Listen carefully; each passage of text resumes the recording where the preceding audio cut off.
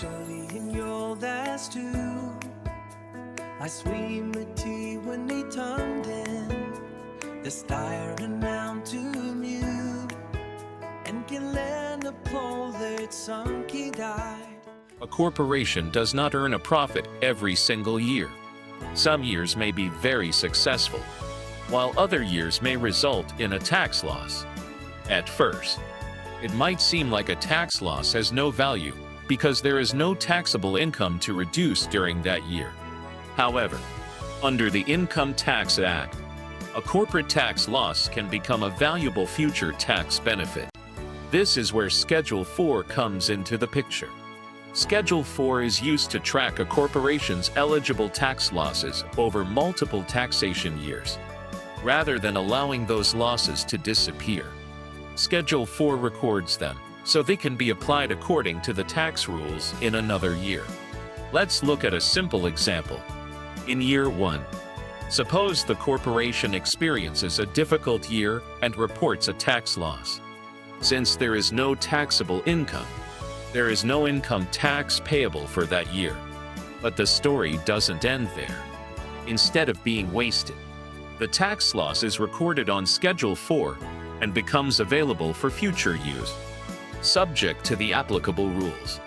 Now imagine that in year 2, the business recovers and earns a healthy profit. Because the corporation has an eligible loss carried forward from the previous year, it may be able to apply that loss against its current taxable income. By reducing taxable income, the corporation also reduces the amount of income tax it may have to pay. This means that the tax loss created in one year can produce valuable tax savings in another year. You can think of Schedule 4 as a tracking system. When a corporation incurs an eligible tax loss, the loss is recorded and preserved.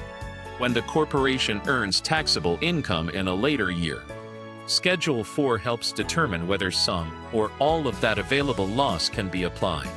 The result is lower taxable income and potentially lower corporate income tax. The most important concept to remember is that a tax loss is not automatically wasted simply because the corporation had a bad year. In many cases, that loss becomes a valuable tax asset that can reduce taxes in another taxation year, provided the corporation meets the requirements of the Income Tax Act. The golden rule is simple. Schedule 4 keeps track of eligible corporate tax losses and helps apply them in other taxation years so they can reduce taxable income and provide future tax savings. As we continue through this chapter, we'll learn how Schedule 4 records these losses, how they are applied, and how tax preparers use this schedule to monitor remaining loss balances from year to year. When a corporation experiences a tax loss, many beginners assume that the loss has no value because there is no taxable income to reduce during that year. In reality, the opposite is often true. A corporate tax loss can become a valuable tax asset that helps reduce taxes in another taxation year. Let's see how the process works. The journey begins when a corporation prepares its financial statements and tax return and determines that it has an eligible tax loss for the year. Since the corporation did not earn taxable income, there is no immediate tax benefit to claim. Instead of allowing that loss to disappear, the loss is calculated according to the Income Tax Act and recorded on Schedule 4.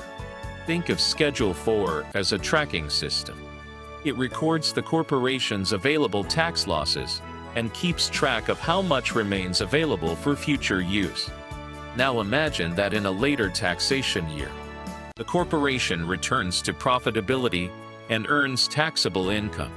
At this point, the corporation reviews its available loss balance on Schedule 4. If eligible, part or all of that previously recorded loss can be applied against the current year's taxable income. As the available loss is applied, the corporation's taxable income decreases. And because taxable income is lower, the amount of corporate income tax payable may also be reduced.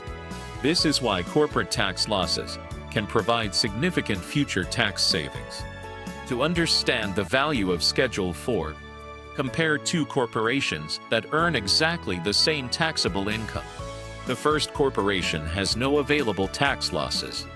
It pays tax on its full taxable income. The second corporation has an eligible loss carried forward from a previous year. By applying that loss, its taxable income is reduced, which generally results in less income tax payable. The difference between the two corporations is Schedule 4. One of the most common beginner mistakes is believing that a tax loss has no value simply because the corporation had a bad year. In reality, Schedule 4 preserves that loss so it can potentially benefit the corporation in a future profitable year. The key idea is easy to remember. A corporate tax loss created in one year can become a future tax deduction in another year. Schedule 4 records the available loss, tracks the remaining balance, and helps apply eligible losses to reduce taxable income when the corporation becomes profitable again. As we continue through this chapter, you'll learn about the different types of corporate losses, how long they can generally be carried, and how tax preparers determine the amount that can be applied in each taxation year. Before applying corporate tax losses on a T2 return, it's important to follow a consistent review process. This helps ensure that the corporation claims the correct amount of available losses while maintaining accurate records for future years. The first step is to review the corporation's prior year tax returns. You're looking for any tax losses that were created in previous years but have not yet been fully used. These prior year returns provide the history needed to determine what losses may still be available. Next, review Schedule 4. This schedule tracks the corporation's available loss balances and shows how much has already been applied in previous taxation years. Before claiming any loss, verify that the remaining balance is accurate.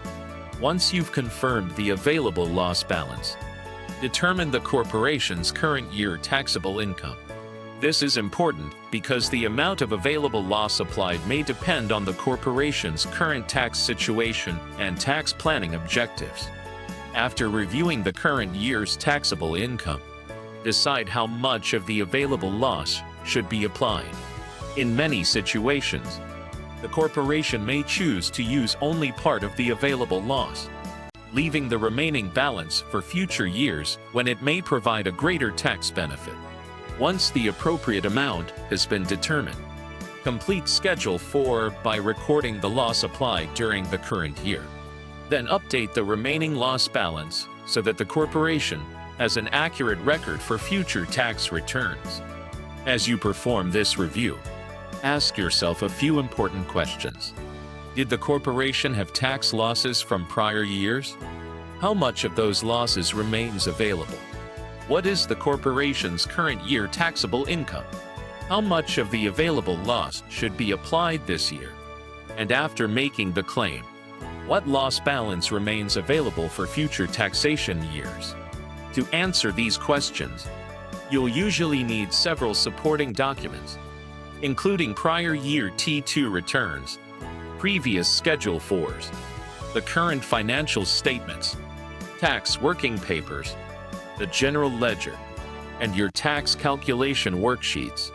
The most important concept to remember is that corporate tax losses are valuable tax assets. Just like any other important tax balance, they should be tracked carefully from year to year. The simple rule is this: review prior year loss balances, verify the amounts still available, apply eligible losses carefully, and update Schedule 4 so the remaining balance is carried forward accurately for future taxation years. By following this review process every year, you'll ensure that no valuable corporate tax losses are overlooked, Schedule 4 remains accurate, and the corporation receives the tax benefits it is entitled to under the Income Tax Act.